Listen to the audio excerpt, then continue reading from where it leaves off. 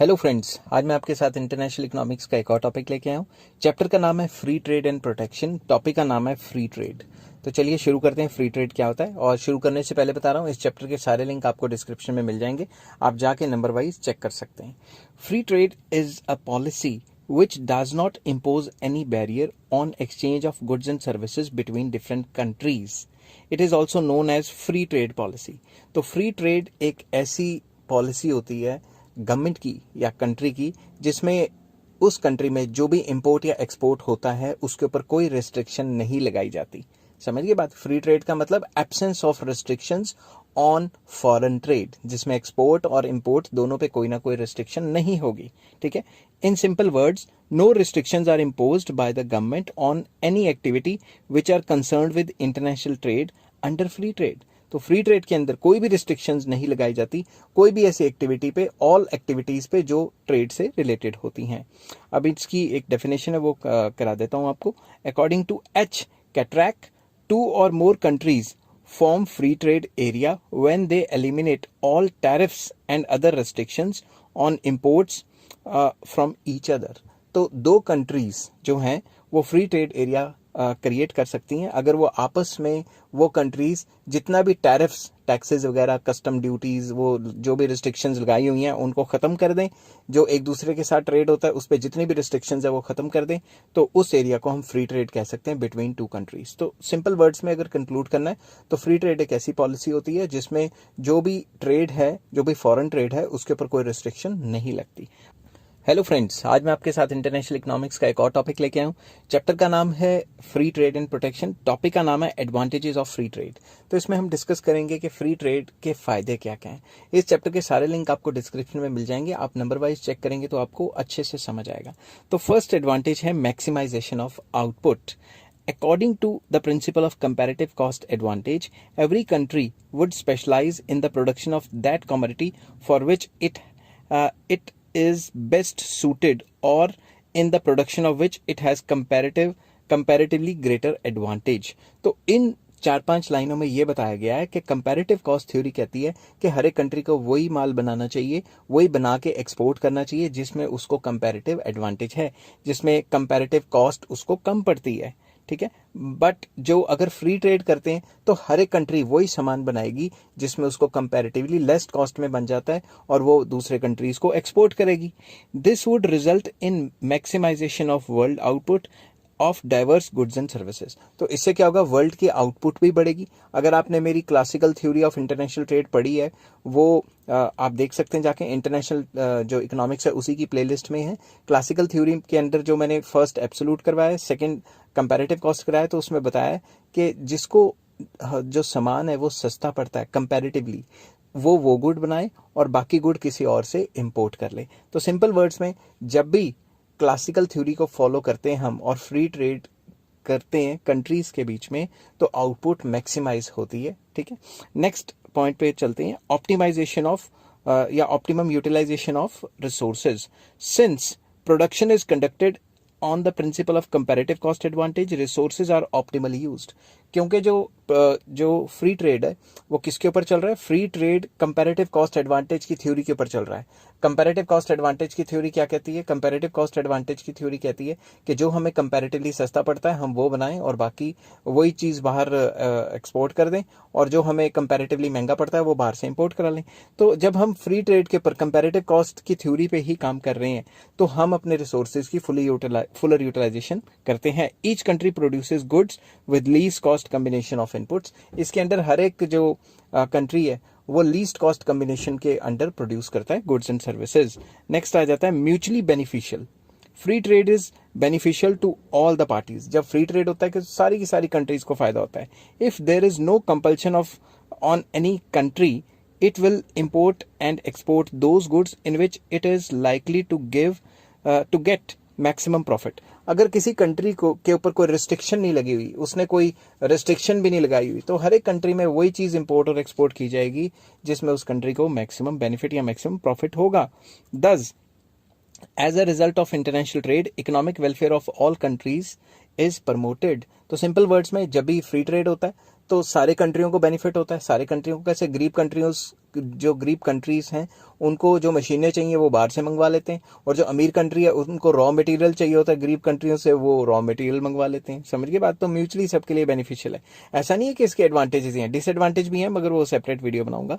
Next आ जाता है territorial division of labour. Free trade encourages geographical and territorial division of labour. Free trade की वजह से क्या होता है, territorial and geographical division of labour हो जाता है कि एक पर्टिकुलर जोग्राफी में वो पर्टिकुलर चीजें बनती हैं, पर्टिकुलर कंट्री में पर्टिकुलर चीजें बनती हैं, और दूसरे कंट्री में क्योंकि जो टेक्निकल नो हाउ है या नेचुरल कंडीशंस है वो अलग हैं, तो उनके हिसाब से उसमें डिफरेंट चीजें बन रही होंगी। Each country specialises in the production of those goods for which it has abundant supply of natural resources like soil, climate, minerals, etc. हर एक कंट्री उसी चीज में स्पेशलाइज हो जाता है जिसमें उसके अच्छे खासे जो है नेचुरल रिसोर्सेज हैं, और वही चीज को इस्तेमाल करके गुड्स बनाता है लीस्ट कॉस्ट पे। On account of free trade, different countries of the world attempt to specialize in the production of those goods in which they enjoy maximum comparative advantage. तो जब भी फ्री ट्रेड होता है तो उन कंट्रीज जो भी कंसर्न कंट्रीज है वो वही चीज बनाने की कोशिश करते हैं जिसमें वो स्पेशलाइज हैं और उस जिसमें उनको मैक्सिमम कंपैरेटिव एडवांटेज है। In this way welfare of the world is promoted.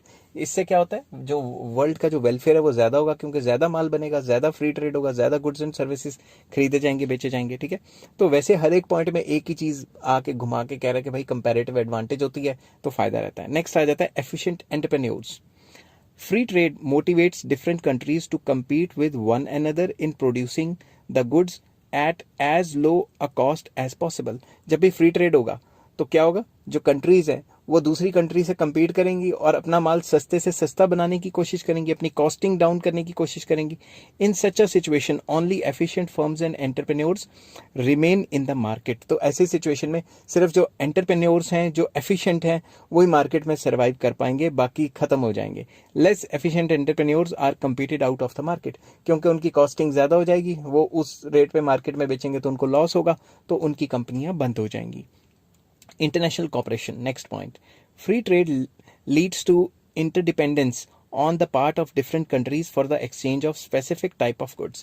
Free trade से क्या होता है, इंटरडिपेंडेंस बढ़ती है, क्योंकि सारे कंट्री सारे गुड्स तो बनाते नहीं, एक कंट्री कुछ और गुड बना रहा है, दूसरा कुछ और बना रहा है, तो आपस में इंटरडिपेंडेंस बढ़ जाती है स्पेसिफिक गुड्स को लेके।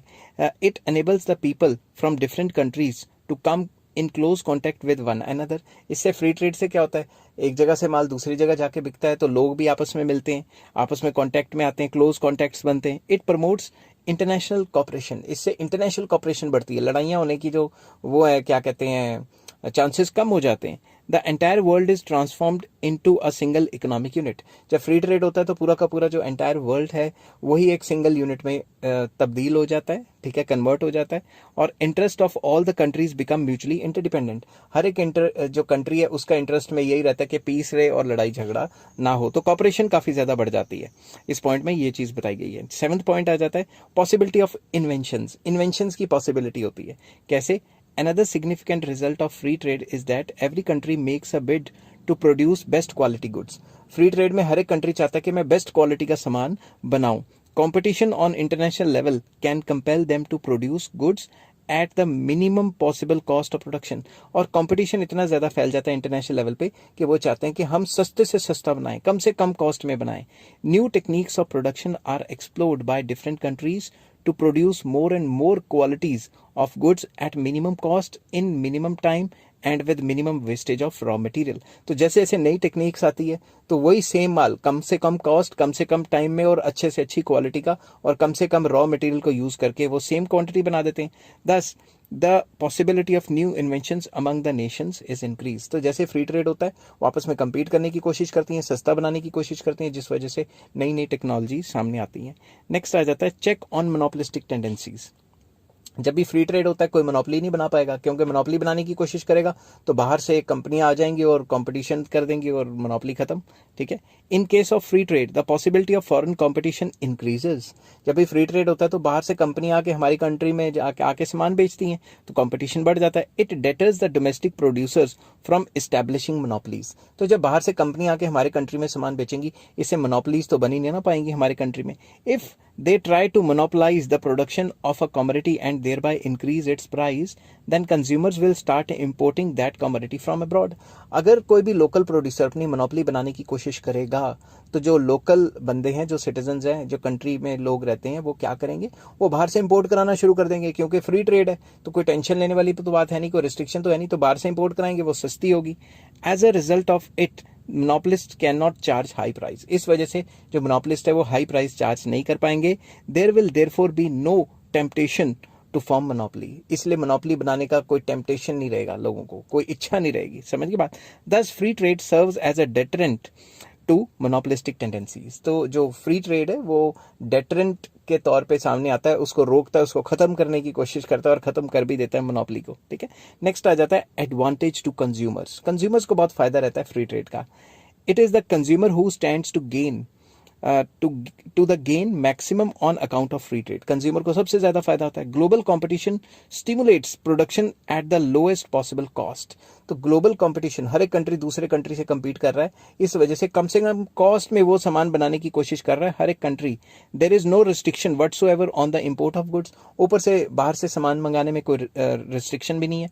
It enables the consumers to get product of their choice at low cost. इसकी वजह से क्या होगा, जो कंज्यूमर्स हैं बाहर से सस्ते में माल मंगवा सकते हैं. जैसे चाइना से लोग मंगवाते हैं सस्ता सस्ता सामान एकदम. They even get those goods which are not produced within the country. जो within the country goods नहीं बन रहे वो भी बाहर से मंगा सकते हैं. जो बन रहे हैं और हाई प्राइस है वो भी बाहर से मंगवा सकते हैं. तो कंज्यूमर को तो फायदा हो गया, सस्ते में सामान मिल गया. ठीक है ना. आप कोई भी चाइनीज साइट खोलो, उसमें इतना सस्ता सामान है कि आपके मुंह में पानी आ जाएगा कि और मंगवा लें और मंगवा लें. पैसे कम पड़ जाएंगे, सामान कम नहीं पड़ेगा.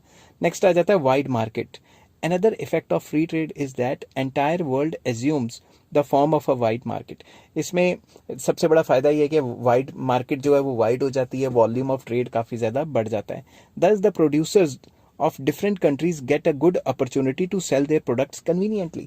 तो हर एक कंट्री में जो प्रोड्यूसर्स हैं उनके पास पूरा मतलब फैसिलिटीज हैं कि वो दूसरी कंट्री जाके अपना सामान बेच सकते हैं, क्योंकि रिस्ट्रिक्शंस तो कोई लगी नहीं हुई.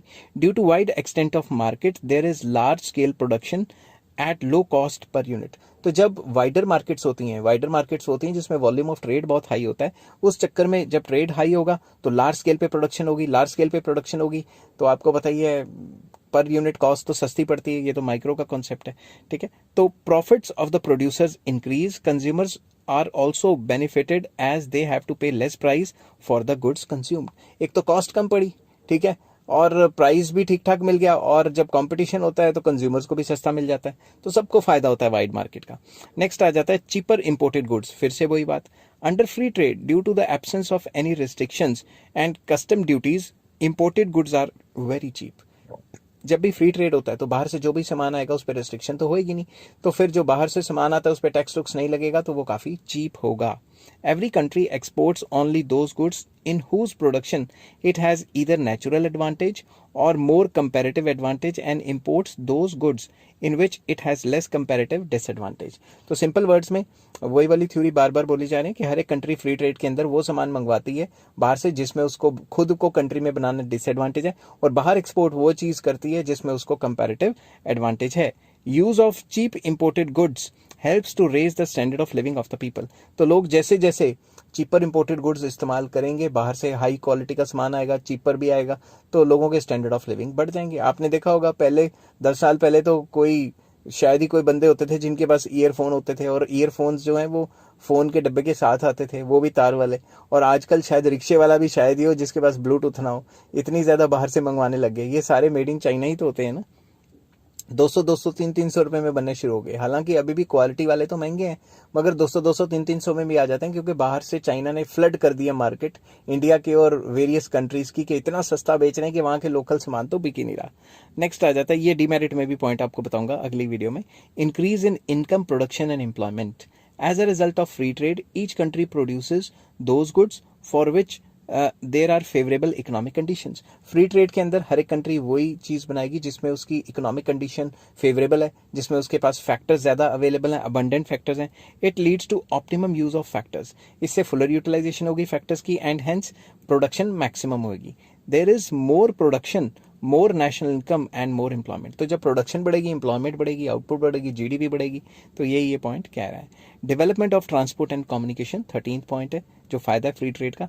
Free trade also encourages countries to promote the development of industries and thereby expand trade. Free trade से क्या होता है, इंडस्ट्रीज डेवलप होती हैं, और जब इंडस्ट्रीज डेवलप होंगी ट्रेड एक्सपैंड करेगा। ऊपर से हवाई जहाज जा रहा है, पता नहीं क्या हो गया, ठीक है, हवाई जहाज नहीं मतलब हेलीकॉप्टर है। Raw material and manufactured goods are to be transported from one place to another. तो क्या होगा, एक जगह से दूसरी जगह पे रॉ मटेरियल पहुंचाना पड़ेगा, ठीक है ना, जब इंडस्ट्रीज खुलेंगी, और फिनिश गुड भी एक जगह से दूसरी जगह पहुंचाने पड़ेंगे। It promotes the development of transport and communication. तो जब रॉ मटेरियल और फिनिश गुड एक जगह से दूसरी जगह पहुंचाना पड़ेगा, इसके लिए ट्रांसपोर्ट कम्युनिकेशन अच्छा करना पड़ेगा।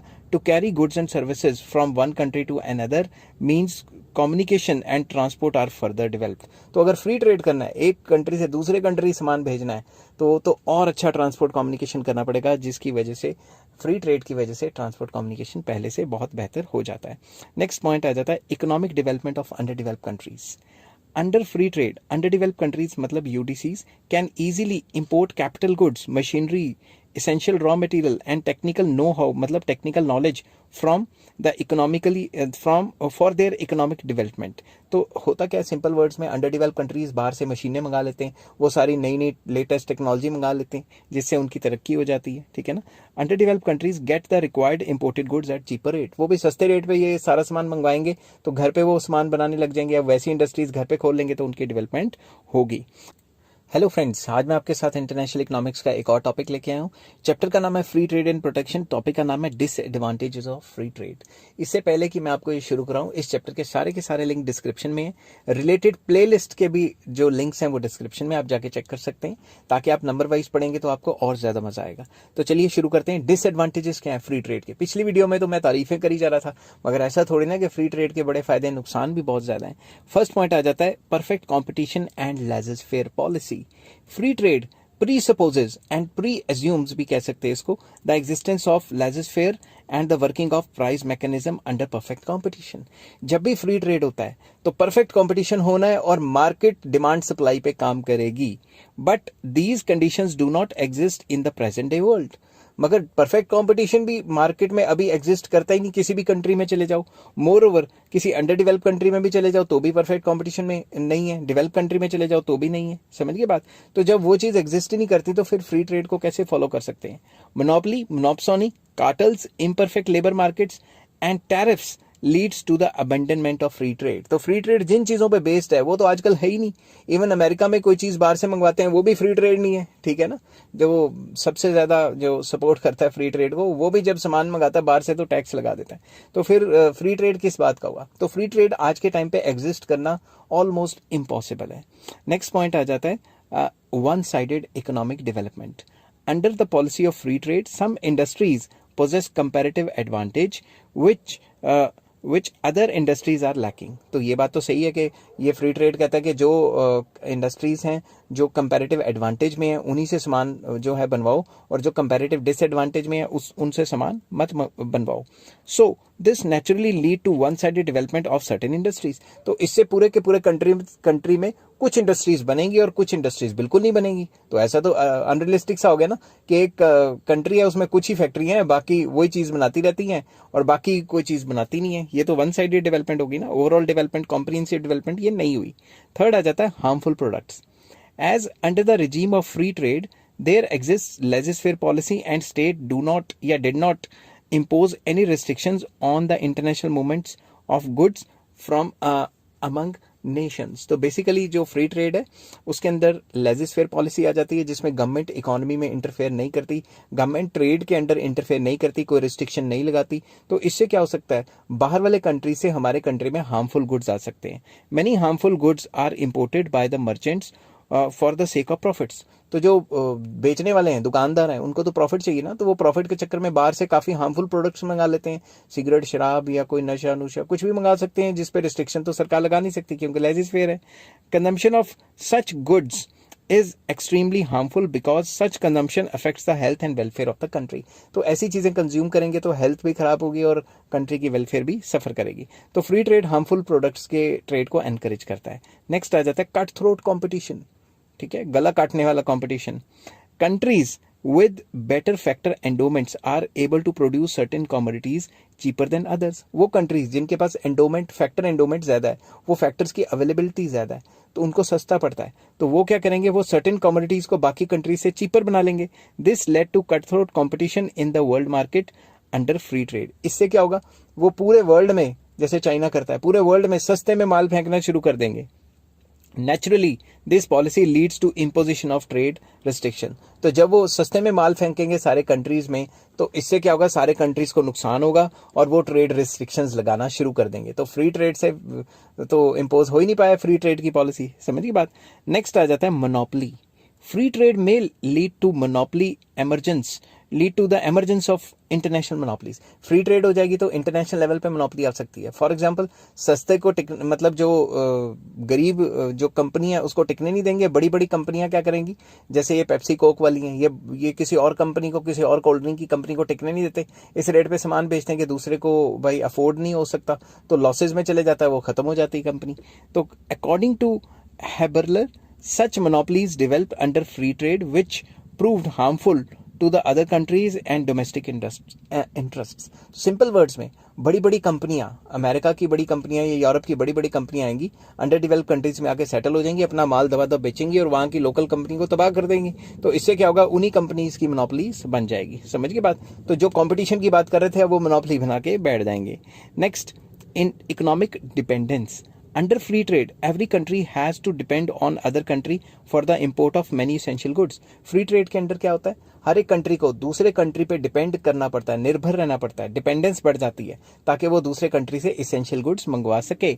इन द इवेंट ऑफ वॉर और any other emergence, if imports from other countries are not possible, then a country is expose to lot of hardships. अगर कोई जंग लगी, कोई इमरजेंसी आ गई कि दूसरे कंट्री से वो माल नहीं आ सकता जो हमें ज़रूरत है जिस चीज़ की, तो उस कंट्री को बहुत ज़्यादा हार्डशिप्स झेलनी पड़ेगी, बहुत ज़्यादा प्रॉब्लम्स फेस करनी पड़ेंगी. Thus, to be economically independent, every country must reduce their dependence on other countries. तो अगर हमने इंडिपेंडेंट, अपने पैरों पे खड़ा होना है, तो हमें दूसरों पे, दूसरे कंट्रीज के जो इंपोर्ट्स आते हैं उन पे डिपेंडेंस कम करनी पड़ेगी.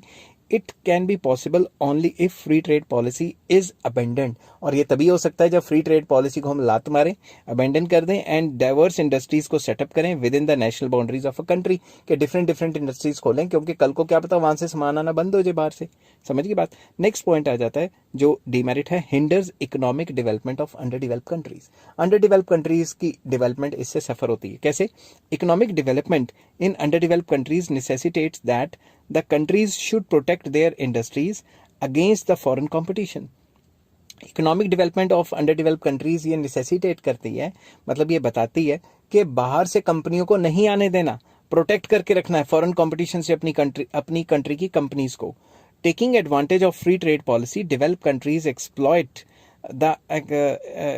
लिखना था यहाँ पे, रुको, exploit the underdeveloped countries and also create आना था, रुको 2 मिनट, मैं यहाँ लिख देता हूँ. also create several hurdles. तो इससे क्या होता है, काफ़ी ज़्यादा प्रॉब्लम्स जो है वो क्रिएट कर देती है और इकोनॉमिक डेवलपमेंट नहीं होने देती. सिंपल वर्ड्स में आपको समझाता हूँ. अंडर डेवलप कंट्रीज जो है वो तो थोड़ी कमज़ोर होती हैं और उसकी कंपनियां भी कमज़ोर होती हैं. बाहर से ये अमेरिका की कंपनियां या यूरोप की कंपनियां आ जाएंगी, हमारी जो कंट्री की जो कंपनीज हैं उनसे सस्ता माल बेचने लग जाएंगी, तो डेवलपमेंट तो क्या ही होनी है, उल्टा पिछले रास्ते पे जाना शुरू कर दोगे, डेवलपमेंट से दूर भागना शुरू कर दोगे. क्योंकि जब मॉडर्न टेक्नोलॉजी लेके आएंगी उससे जॉब क्रिएशन तो होएगी नहीं बिल्कुल भी. समझ रहे हो ना. अब मशीनों से काम कराएगी ना, तो हमारे को तो यहाँ पे एम्प्लॉयमेंट की प्रॉब्लम है. नेक्स्ट आ जाता है डंपिंग. डंपिंग क्या होता है, अमीर कंट्रीज गरीब कंट्रीज में मलबे की तरह सामान बेचती हैं सस्ते रेट पे, ताकि उनकी लोकल इकोनॉमी तबाह हो जाए, जैसे चाइना करता है. ठीक है. कभी जब हमारा देश गुलाम था, जब अंग्रेज़ों ने ऐसा किया था, ठीक है, अंग्रेज़ क्या करते थे, यहाँ पे सस्ते में लाके मशीन मेड कपड़ा बेचते थे और हमारे जो लोकल जो कपड़े बनाने वाले हैं वो तबाह हो गए थे. ठीक है ना. पुराने ज़माने में अंग्रेज़ों ने किया था, आजकल चाइना कर रहा है. तो develop countries of the world flood the markets of underdeveloped countries with large supplies of cheaper goods. तो क्या करते हैं, अंडर डेवलप कंट्रीज की मार्केट को भर देते हैं एकदम, बाहर से सस्ता सामान ला के बेचने के लिए. Industries of under develop countries fail to compete with cheap foreign goods and are gradually wiped out. तो जो इंडस्ट्रीज होती हैं अंडर डेवलप कंट्रीज की वो compete नहीं कर पाती और आस्ता आस्ता वो ख़त्म हो जाती हैं। इन टेक्निकल जैर्गन, टेक्निकल वर्ड हम इसके लिए इस्तेमाल करते हैं, इसको डंपिंग कहते हैं। डंपिंग क्या, मलबे की तरह सामान फेंकना सस्ते रेटों पे ताकि वहाँ की कंपनियां ही तबाह हो जाएं। ठीक है, नेक्स्ट आ जाता है नेक्स्ट पॉइंट, मल्टीनेशनल कंपनीज जिसको MNCs भी कहा गया है। Policy of free trade encourages the setting up of multinational corporations and big industrial houses. तो जैसे जैसे फ्री ट्रेड होता है, एक कंट्री दूसरे कंट्री में जाके अपनी कंपनी भी खोलती है और जाके अपना काम भी स्टैब्लिश करती है वहाँ पे, और इससे मल्टीनेशनल कंपनीज का कल्चर जो है फ्लरिश करता है। These multinational companies या MNCs seeks to acquire monopolistic hold। अब ये जिस कंट्री में जाती हैं ये अपनी मोनोपोली बनाने की कोशिश शुरू कर देती हैं। In order to achieve this objective, they corrupt the administration and adopt illegal means to eliminate their competitors। वो करप्शन करती हैं सरकार के साथ ताकि किसी और को वो ना मिले, सेम लाइसेंस ना मिले, और लाइसेंस लेने के लिए सरकार को रिश्वतें खिलाती है। ठीक है ना, समझ की बात। तो मल्टीनेशनल कंपनीज जो हैं वहाँ के जो मिनिस्टर्स वगैरह हैं या वो जो कंसर्न जो स्टाफ है, एडमिनिस्ट्रेटिव स्टाफ, उसको अच्छी तरह से रिश्वतें खिलाती है और सब कुछ अपने कंट्रोल में लेके अपनी मोनोपोली बनाने की कोशिश करती है। तो इसलिए भी फ्री ट्रेड काफ़ी ख़राब है। आई होप ये वीडियो आपको पसंद आई होगी। अगर पसंद आई है तो please like, share and subscribe.